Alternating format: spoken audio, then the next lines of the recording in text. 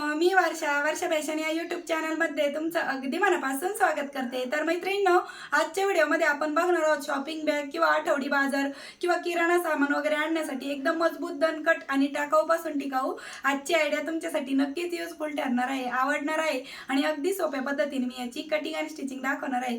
तर व्हिडिओ पूर्ण बघा, स्किप न करता, आणि आवडला युजफुल वाटला तर प्लीज प्लीज प्लीज व्हिडिओला लाईक करत चला आणि लाईक केल्यानंतर हाईपचे जे पॉईंट असतात ना ते पण देत चला, म्हणजे व्हिडिओ आणखीन पुढे जायला मदत होते। कारण की मी एवढी मेहनतीने व्हिडिओ बनवते कटिंग स्टिचिंग, तर प्लीज तुम्ही एक छोटा लाईक आणि कमेंट मात्र आवर्जून करत चला। तर चला सुरू करूया आजच्या व्हिडिओला। तर मैत्रिणींनो, आजच्या आयडीसाठी मी त्या अस्तरसाठी एक कपडा टाकून घेतलेला आहे, मध्यभागी राईस बॅग ठेवून घेतली आहे। तुमच्याकडे जर फॉर्म शीट अवेलेबल असेल तर तुम्ही ते घेतलं तरी पण चालेल। तर बघा, ह्याची लांबी आहे 35 इंच आणि रुंदी आहे 17 इंच। ठीक आहे, तर 17 बाय 35 इंचाचा इथे एक आपल्याला आयताकृती पीस लागणार आहे। त्यानंतर वरतून मेन फॅब्रिक आहे तो आपल्याला ठेवून घ्यायचा आहे आणि यावरती क्विल्ट करून घ्यायचा आहे। तर चला यावरती मी क्विल्ट करून घेते आणि मग दाखवते। तर अशा प्रकारे मैत्रिणींनो, आपण यावरती तिरपे टिपा मारून हा जो पार्ट आहे तो क्विल्ट करून घेतलेला आहे। ठीक आहे, आता जिकडनं आपली 17 इंच आहे ना त्या साईडने आपल्याला पायपिंग करून घ्यायची। तर मी इथे ना एक कापडी शॉपिंग बॅग घेत आहे आणि याची आपल्याला साधारणतः 2 ते 2.5 इंच रुंदीची पट्टी आहे ती कट करून घ्यायची आहे। तुम्ही इथे कापड जरी घेतलं कॉटनचं तरी पण चालेल।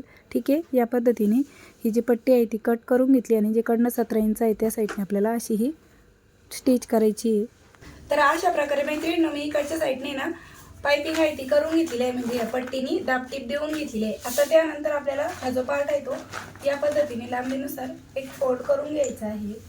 आणि बघा, जिकडनं ओपन साईड आहे ना तिकडनं आपल्याला 12 इंचावरती मार्क करून घ्यायचं आहे। परत एकदा सांगते, जिकडनं ओपन साईड आहे तिकडनं मी 12 इंचावरती मार्क करत आहे दोन्ही साईडने, आणि इथे आपल्याला एक छोटासा कट देऊन घ्यायचा आहे, म्हणजे ते मार्किंग केलेली दिसत नाही त्यामुळे। आता मी तुम्हाला ही मार्किंग आतल्या साईडने करून दाखवते। ठीक आहे, तर या पद्धतीने आपण ही मार्किंग करून घेतली। आता हे मेजरमेंट पण सांगते। तर हे जे अंतर आहे हे आहे आपलं 12 इंच आणि मधलं जे अंतर आहे ते आता 9 इंच राहिलेलं आहे, कारण की आपण फक्त दोन्ही कडेकडेनेच मार्किंग केली आणि या पद्धतीने आपल्याला 9 बाय 12 इंचचे 2 क्विल्टेड पीस रेडी करून घ्यायचे। तर अशा प्रकारे मैत्रिणींनो, 2 क्विल्टेड पीस मी इथे रेडी केलेले आहे। बघा, याची लांबी आहे 12 इंच आणि रुंदी आहे 9 इंच, जी की आपण इकडनं जे मेजरमेंट काढले होते बघा 12 आणि हे जे मधलं अंतर होते 9 इंच। तर अशा पद्धतीने आपण हे जे पार्ट आहे ते क्विल्ट करून घेतलेले आहे। बघा, दोन्ही कडेला असे हे 2-2 लावण्यासाठी। ठीक आहे, या पद्धतीने स्टिच करून घ्यायचे आहेत आपल्याला। ठीक आहे, तर आपण सुरुवात इकडनं केली तरी पण चालेल, या पद्धतीने स्टिच करायचं। नंतर ही साईड स्टिच करायची आणि मग ही साईड स्टिच करून घ्यायची। तर चला लगेचच स्टिच पण करून घेऊ। तर मी त्या अगोदर आहे ना ठिकठिकाणी टाचणी लावून घेते, म्हणजे आपल्याला स्टिच करायला बरं पडेल। ठीक आहे, तुम्ही पण अगोदर स्टिच करण्याच्या अगोदर टाचणी लावून घ्या, म्हणजे स्टिच करायला सोपं जातं। आणि मधल्या भागचा जो पार्ट आहे ना तो नंतर टाचणी लावा। अगोदर इकडच्या साईडने आपल्याला ही अशा पद्धतीने टाचणी लावून घ्यायची, म्हणजे दोन्ही पण जी 12 इंचावाली साईड आहे ना उंचीवाली ती अगोदर आपल्याला टाचणी लावून घ्यायची आणि मग बॉटमची साईड टाचणी लावायची आहे। ठीक आहे, या पद्धतीने। तर दुसऱ्या साईडने पण मी जो दुसरा पार्ट आहे ना त्याला पण अगोदर 12 इंचाच्या साईडने एक टाचणी लावून घेत आहे आणि मग बॉटमची साईड। टाचणी लावल्यामुळे आपल्याला स्टिच करायला बरं पडतं। तर दोन्ही साईडने मी अगोदर ठिकठिकाणी टाचणी लावून घेतलेली आहे।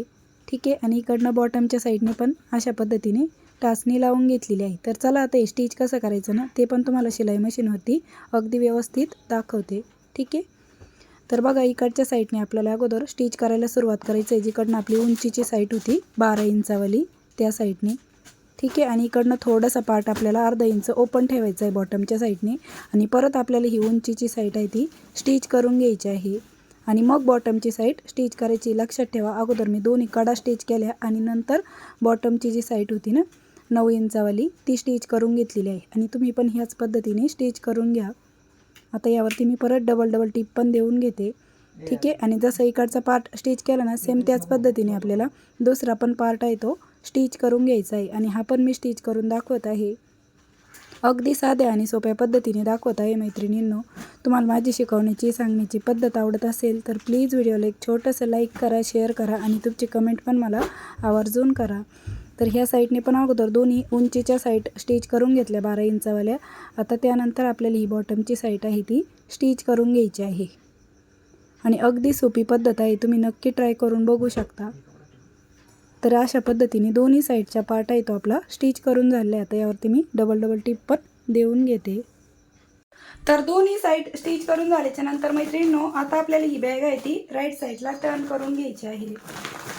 आणि बघा राईट साईडला टर्न केल्याच्या नंतर व्यवस्थित त्याचे जे चारही कॉर्नर आहेत ना ते आपल्याला या पद्धतीने बाहेर काढून घ्यायचे। आणि या चारही कॉर्नरच्या बाजू आहेत ना त्यावरती आपल्याला परत अशा पद्धतीने दाब शिलाई आहे ना ती देऊन घ्यायची आहे, म्हणजे बॅगीचा शेप आहे तो या पद्धतीने दिसणार आहे बघा। ठीक आहे, तर चला मी स्टिच करते।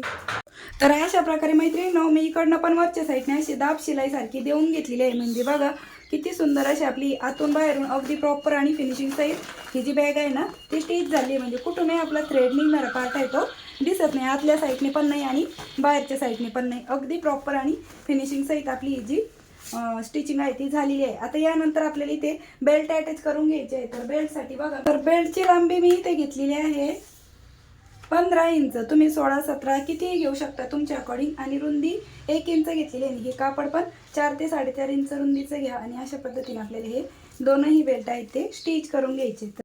तर अशा प्रकारे मैत्रिणींनो, हे दोनही बेल्ट आहेत ते मी स्टिच करून घेतलेले आहेत बघा या पद्धतीने। आता हे लावायचे कसे ते सांगते। तर बघा, आपली ही जी बॅग आहे ना हिच्या आतल्या साईडने आपल्याला लावून घ्यायची आहे। तर याचा सेंटर मार्क करायचा आहे। तर या पद्धतीने मी हा पार्ट फोल्ड करते आणि इथे एक सेंटरला मार्क करून घेते। दुसऱ्या साईडने पण सेम त्याच पद्धतीने हा पार्ट फोल्ड करायचा आणि एक सेंटरला मार्क करून घ्यायचा। आणि सेंटरपासून आपल्याला 2 इंच इकडे आणि 2 इंच तिकडे अशी ही बेल्टची मार्किंग करून घ्यायची आहे। आणि या पद्धतीने आपल्याला हे दोनही बेल्ट आहेत ते स्टिच करून घ्यायचे। दुसऱ्या साईडने पण सेम त्याच पद्धतीने मी मार्किंग करून घेते। आणि बघा, मशीन मागे पुढे करत खूप साऱ्या दाट टिपा द्यायच्या आहेत आपल्याला बेल्टवरती, म्हणजे बेल्ट आपला मजबूत राहावा आणि जास्त दिवस बॅग टिकावी त्यासाठी।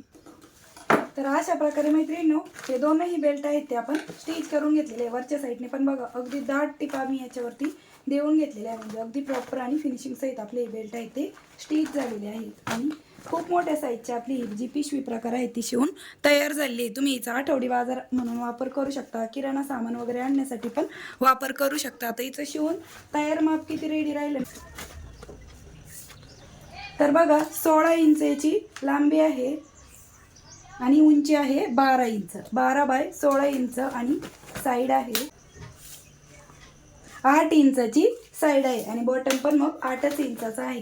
आणि खूप सुंदर अशी अगदी सोप्या पद्धतीने मैत्रिणींनो मी तुम्हाला खूप मोठ्या साईजची प्रवासी बॅग म्हणून पण वापर करू शकता, त्याचबरोबर आठवडी बाजार, किराणा सामान, शॉपिंग बॅग म्हणून पण तुम्ही याचा वापर करू शकता। अशा पद्धतीने अगदी टिकाऊ, दणकट आणि मजबूत अशी आपली ही बॅग डिझाईन आहे ती आज मी तुमच्यासोबत शेअर केलेली आहे। तर मैत्रिणींनो, कशी वाटली तुम्हाला आपली आजची ही आयडिया ते पण मला कमेंट करून नक्की सांगा।